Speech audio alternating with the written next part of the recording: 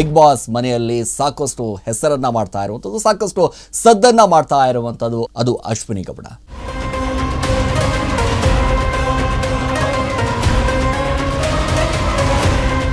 Big Boss show ಹಾಗೂ ವಿವಾದಕ್ಕೂ ಎಲ್ಲಿಲ್ಲದ ಒಂದು ಕಡೆ ನಂಟು ಅನ್ನುವಂಥ ಮಾತು ಇದೀಗ ಕೇಳಿ ಬರ್ತಾ ಇದೆ.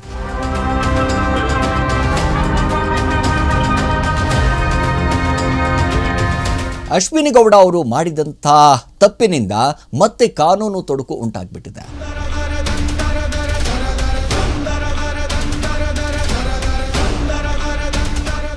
ಹಾಯ್ ಹಲೋ ನಮಸ್ಕಾರ, ರೆಬಲ್ ಟಿವಿಯ ವಿಶೇಷ ಕಾರ್ಯಕ್ರಮಕ್ಕೆ ಸ್ವಾಗತ. ನಾನು Siraj Palikar. Ashwini Gowda yes, Bigg Boss ಮನೆಯಲ್ಲಿ ಸಾಕಷ್ಟು ಹೆಸರನ್ನ ಮಾಡ್ತಾ ಇರುವಂಥದ್ದು, ಸಾಕಷ್ಟು ಸದ್ದನ್ನ ಮಾಡ್ತಾ ಇರುವಂಥದ್ದು, ಅತಿಯಾಗಿ ಹೆಚ್ಚಾಗಿ ಹೆಸರು ಒಂದು ಕಡೆ ಸಂಚಲನವನ್ನು ಮೂಡಿಸ್ತಾ ಇರುವಂಥದ್ದು ಅಂತಂದರೆ ಅದು ಅಶ್ವಿನಿ ಗೌಡ. ನೋಡಿ, ಒಂದು ಕಡೆ ವಿವಾದ ವಿಚಾರಕ್ಕೆ ಸಂಬಂಧಪಟ್ಟ ಹಾಗೆ ಆಗಿರ್ಬೋದು, ಟಾಸ್ಕ್ ವಿಚಾರಕ್ಕೆ ಸಂಬಂಧಪಟ್ಟ ಹಾಗೆ ಆಗಿರ್ಬೋದು, ಇನ್ನು ಬೇರೆ ಬೇರೆ ವಿಚಾರಕ್ಕೆ ಸಂಬಂಧಪಟ್ಟ ಹಾಗೆ ಆಗಿರ್ಬೋದು, ಸಾಕಷ್ಟು ವಿವಾದಕ್ಕೆ ಒಂದಿಷ್ಟು ಎಡೆ ಮಾಡಿಕೊಡುವಂಥ ಕೆಲಸವನ್ನು ಆಗ್ತಾ ಇದೆ. ನೋಡಿ, ಈಗ ಬಿಗ್ ಬಾಸ್ ಶೋ ಹಾಗೂ ವಿವಾದಕ್ಕೂ ಎಲ್ಲಿಲ್ಲದ ಒಂದು ಕಡೆ ನಂಟು ಅನ್ನುವಂಥ ಮಾತು ಇದೀಗ ಕೇಳಿ ಬರ್ತಾ ಇದೆ. ಯಾಕೆ ಅಂತಂದರೆ ಬೇಡ ಅಂತಂದರೂ ಕೂಡ ಸಾಕಷ್ಟು ವಿವಾದಗಳನ್ನು ಹುಟ್ಟಿಕೊಳ್ಳುವಂಥ ಕೆಲಸ ಇದೀಗ ಇತ್ತೀಚಿನ ದಿನಗಳಲ್ಲಿ ಆಗ್ತಾ ಇರುವಂಥದ್ದು. ಕಳೆದ ಬಾರಿ ಬಿಗ್ ಬಾಸ್ನಲ್ಲಿ ಆದಂಥ ವಿವಾದಗಳು ಒಂದಲ್ಲ ಎರಡಲ್ಲ ರೀ, ಸಾವಿರಾರು ಒಂದು ರೀತಿಯಾಗಿ. ಅಂತಂದರೆ ಈ ಬಾರಿ ಯಾವುದೇ ಕಾನೂನು ಸಮಸ್ಯೆ ಬಾರದಂತೆ ನೋಡಿಕೊಳ್ಳೋದು ಸಾಕಷ್ಟು ಸಿದ್ಧತೆಯನ್ನು ನಡೆದಿತ್ತು. ಆದರೆ ಅಶ್ವಿನಿ ಗೌಡ ಅವರು ಮಾಡಿದಂಥ ತಪ್ಪಿನಿಂದ ಮತ್ತೆ ಕಾನೂನು ತೊಡಕು ಉಂಟಾಗ್ಬಿಟ್ಟಿದೆ.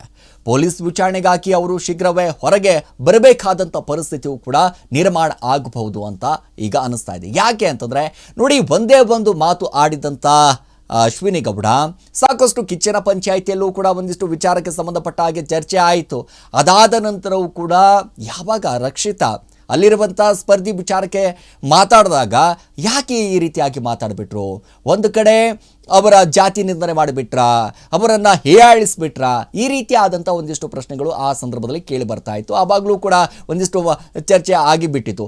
ಕಿಚ್ಚ ಸುದೀಪ್ ಅವರು ಹೆಂಗಿದ್ರು ಕೂಡ ಈ ವಾರ ಕ್ಲಾಸ್ ತಗೋತಾರೆ, ಈ ಮಾತುಗಳು ಭಾಳಷ್ಟು ಸದ್ದು ಮಾಡುತ್ತೆ ಅಂತ ನಾವೆಲ್ಲರೂ ಕೂಡ ಅಂದ್ಕೊಂಡಿದ್ವಿ. ಆದರೆ ಆ ಗೆಜ್ಜೆ ವಿಚಾರ ಕೇವಲ ಬಿಗ್ ಬಾಸ್ ಮನೆಯಲ್ಲಿ ಮಾತ್ರ ಅಲ್ಲ, ಇಡೀ ಕರ್ನಾಟಕದಂತ ಸಾಕಷ್ಟು ಸದ್ದನ್ನು ಮಾಡ್ತು. ನೋಡಿ, ಇದೀಗ ರಕ್ಷಿತಾ ಶೆಟ್ಟಿ ಅವರು ತೊಟ್ಟಿರುವಂಥ ಒಂದಿಷ್ಟು ಬಟ್ಟೆಗಳ ವಿಚಾರಕ್ಕೆ ಸಂಬಂಧಪಟ್ಟ ಹಾಗೆ ಒಂದಿಷ್ಟು ಮಾತಾಡಿ ಒಂದಿಷ್ಟು ಉಲ್ಲೇಖವನ್ನು ಮಾಡಿದ್ದಾರಲ್ಲ ಅಶ್ವಿನಿ ಗೌಡ, ಆಕೆ ಶಿ ಈಸ್ ಎಸ್ ಅನ್ನುವಂಥ ರೀತಿಯಾಗಿ ಈ ಮಾತು ಈ ಬಹಳಷ್ಟು ಸದ್ದನ್ನು ಮಾಡ್ತಾ ಇರುವಂಥ ಸಾಕಷ್ಟು ಚರ್ಚೆಗೂ ಕೂಡ ಒಂದಿಷ್ಟು ಗ್ರಾಸ ಆಗಿಬಿಟ್ಟಿದೆ. ನೋಡಿ, ಇದೇ ವಿಚಾರ ಬಾಕಿ ಕಿಚ್ಚ ಸುದೀಪ್ ಅವರು ಕೂಡ ಖಾರ ಬಾಕಿ ಒಂದಿಷ್ಟು ತರಾಟೆಯನ್ನು ತೆಗೆದುಕೊಂಡ್ರು. ಆದರೆ ಅಶ್ವಿನಿ ಗೌಡ ಅವರು ಯಾವ ಅರ್ಥದಲ್ಲಿ ಎಸ್ ಅಂದಿದ್ದಾರೆ ಎಂಬುದು ಬಗ್ಗೆ ಒಂದು ಕಡೆ ಸ್ಪಷ್ಟತೆ ಇಲ್ಲ. ಆದರೂ ಸೋಷಿಯಲ್ ಮೀಡಿಯಾದಲ್ಲಿ ಇದರ ಬಗ್ಗೆ ಏನೇನೋ ಅರ್ಥಗಳು ಒಂದಿಷ್ಟು ಕಲ್ಪಿಸಿ ಒಂದಿಷ್ಟು ಓಡಾಡುವಂಥ ಕೆಲಸ ಆಗ್ತಾ ಇದೆ, ಒಂದಿಷ್ಟು ತಿರುವನ್ನು ಪಡೆದುಕೊಳ್ಳುವಂಥ ಕೆಲಸವು ಕೂಡ ನಡೀತಾ ಇದೆ. ಅಶ್ವಿನಿ ಗೌಡ ಅವರು ಜಾತಿಯನ್ನು ಉಲ್ಲೇಖಿಸಿ ಈ ರೀತಿಯಾಗಿ ಮಾತಾಡಿದ್ದಾರೆ ಎಂಬ ಆರೋಪವು ಕೂಡ ಇದೀಗ ಕೇಳಿ ಬರ್ತಾ ಇದೆ.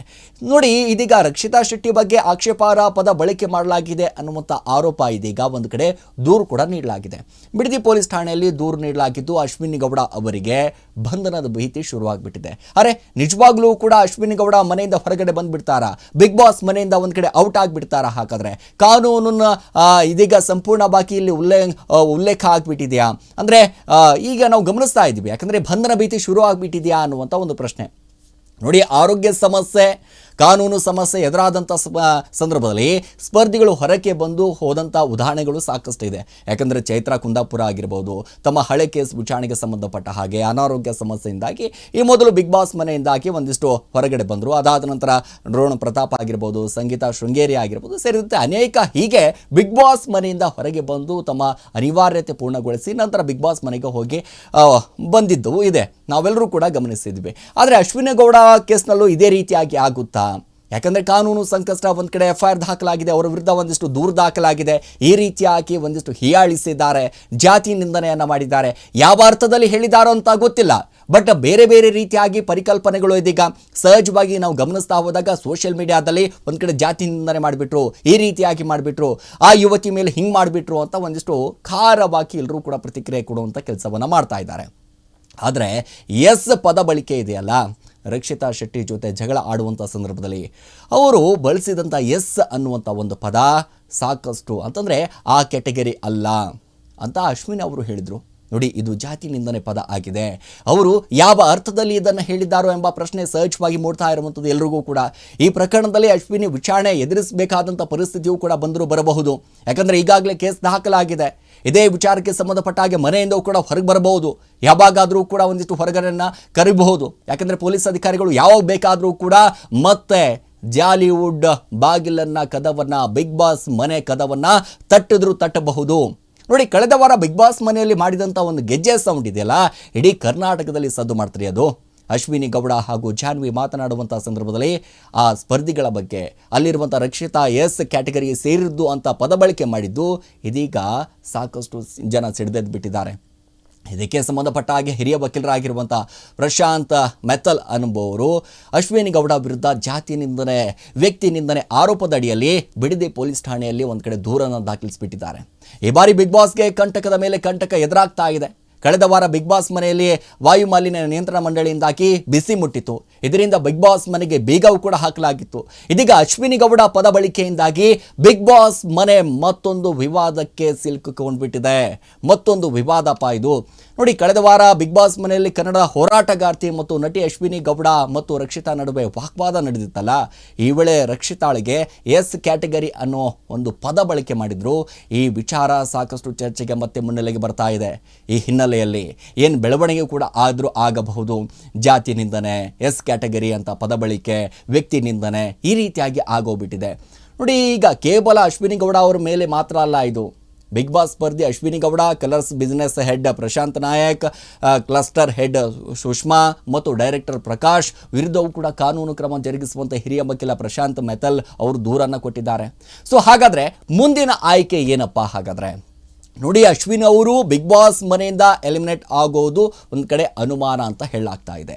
ಅವರು ಬಿಗ್ ಬಾಸ್ ಮನೆಯಿಂದ ಹೊರಗೆ ಬಂದು ಕರೆತಂದು ಒಂದಿಷ್ಟು ಪೊಲೀಸ್ ವಿಚಾರಣೆ ಕೂಡ ಆಗುತ್ತೆ. ವಿಚಾರಣೆ ಮಾಡಿ ಆ ಬಳಿಕ ಅವರನ್ನು ಮತ್ತೆ ಮರಳಿ ದೊಡ್ಡ ಮನೆಗೆ ಕಳಿಸಬಹುದು ಅನ್ನುವಂಥದ್ದು ಇವೆಲ್ಲವೂ ಕೂಡ ಬಿಗ್ ಬಾಸ್ ಮನೆಯಲ್ಲಿ ಅಶ್ವಿನಿ ಗೌಡ ಅವರು ಕ್ಷಮೆ ಕೇಳಿರುವಂಥ ಪ್ರಕರಣಕ್ಕೆ ಸಂಬಂಧಪಟ್ಟ ಹಾಗೆ. ಸೊ ಅಂತ್ಯವೂ ಕೂಡ ಹಾಡಬಹುದು.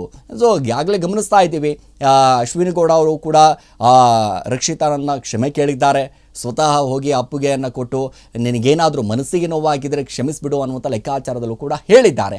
ಆದರೆ ಹೊರಗಡೆ ಇದು ಬೇರೆ ರೀತಿಯಾಗಿ ಪೋಟ್ರೆ ಆಗ್ತಾ ಇರುವಂಥದ್ದು, ಬೇರೆ ರೀತಿಯಾಗಿ ಒಂದಿಷ್ಟು ತಿರುವನ್ನು ಪಡೆದುಕೊಳ್ತಾ ಇರುವಂಥದ್ದು.